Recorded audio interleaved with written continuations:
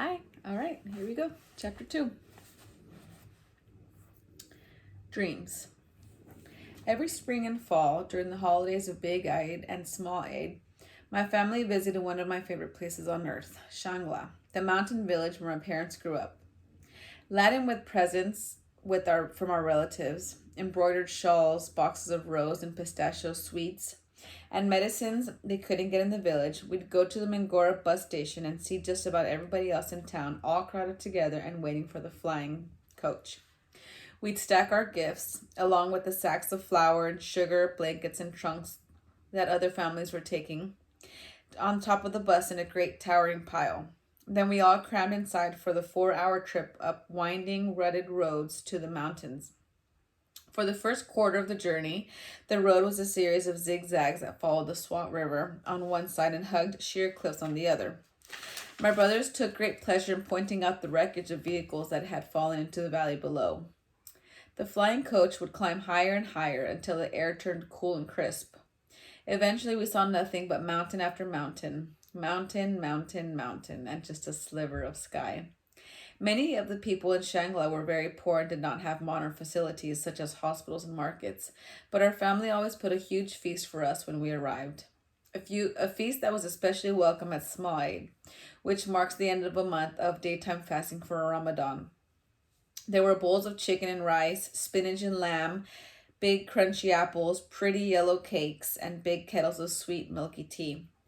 Even when I was only 7 or 8, I was considered a sophisticated city girl, and sometimes my cousins teased me because I didn't like to go barefoot or I wore clothes bought at the bazaar, not homemade like theirs. I had a city accent and spoke city slang, so they thought I was modern. If only they knew. People from real cities like Peshawar or Islamabad would have thought me very backward.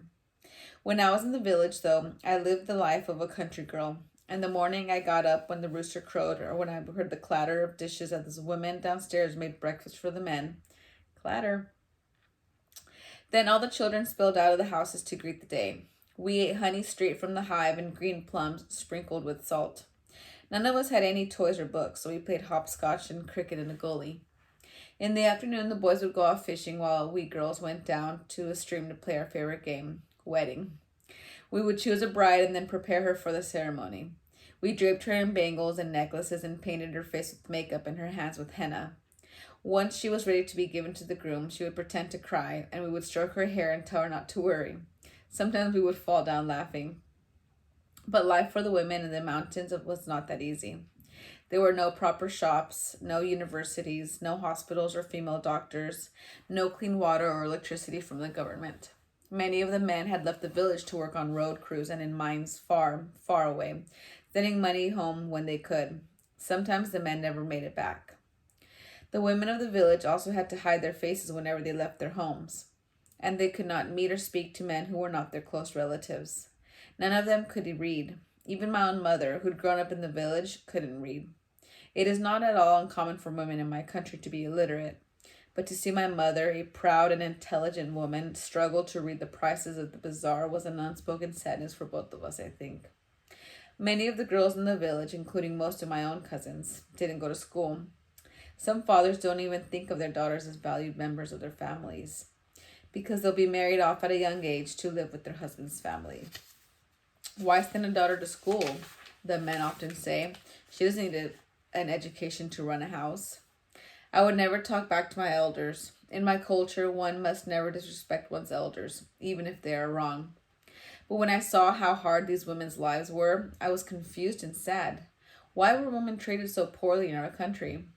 I asked my father this, and he told me that life was even worse for women in Afghanistan, where a group called the Taliban had taken over the country. Schools for girls had been burned to the ground, and all women were forced to wear a severe form of burqa, a head-to-toe veil that had only a tiny fabric grill for the eyes. Women were banned from laughing out loud or wearing nail polish, and they were beaten or jailed for walking without a family member who was a male.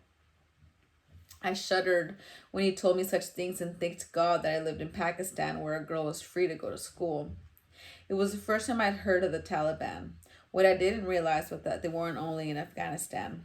There was another group in Pakistan, not far away in the tribal belt known as the FATA. Some of them were Pashtuns like us, and they would soon come to cast a dark shadow over my sunny childhood. But my father told me not to worry. I will protect your freedom, Malala, he said. Carry on with your dreams. That's the end of chapter 2. I'm going to stop this video and then I'll record chapter 3.